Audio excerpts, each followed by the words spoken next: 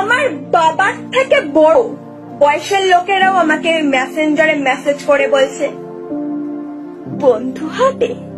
বন্ধু বলছিলাম কাকু তোমার ছেলের বউ হব, বলবে? শুধু চেহারাটার কারণে রে, তাহলে 10-12টা প্রেম আমিও করতাম। নাটক কম করো প্রিয়, এখন কেঁদে কিচ্ছু হবে না। তুমি এমনি আগে কথা বলতে লোকের সাথে, ঠিক আছে? মেসেজে কথা বলেছো, আমি কিন্তু দেখেছি তোমার হোয়াটসঅ্যাপ, ঠিক আছে?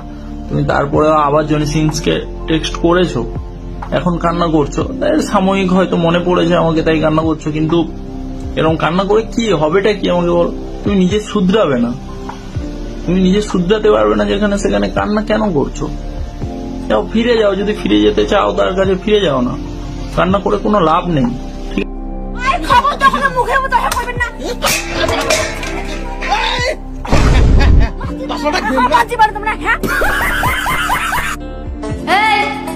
আজকে তো রেজাল্ট না?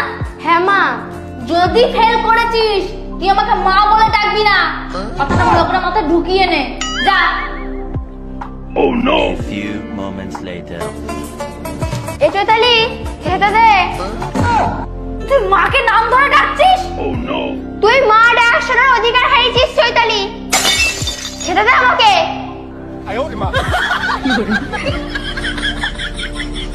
মেয়েটা আবার ফেল করেছে। গাইজ, এটা আমার নিউ ব্লগ শুরু করেছি। সে ব্লগের প্রথমে ব্লগের প্রথমে আমি তোমাদের একটা কথা বলবো। আমার সেই স্কুলের 10,000 টাকা ঢুকেছে, এইটা তো আমার মা জানে না। আমি এখন মার বলবো, একটা ফোন কিনবো, একটা প্রেম করবো। এখন তো করবো না, মার বলবো।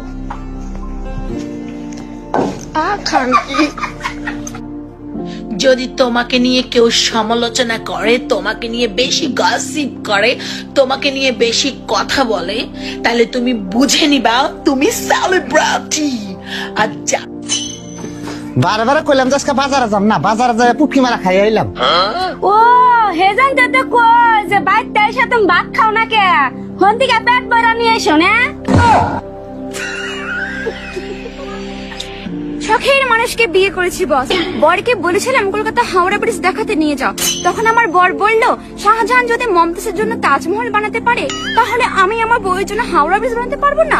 এই দেখো আমার শাহজাহানের হাওড়া।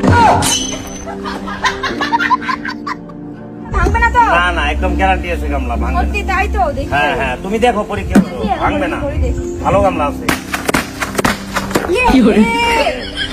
ক্যামেরা ফিটে গেল কি? এ পয়সা কোনো দেব না আমি, তুমি বললে ভাঙবে না, গ্যারান্টি আছে।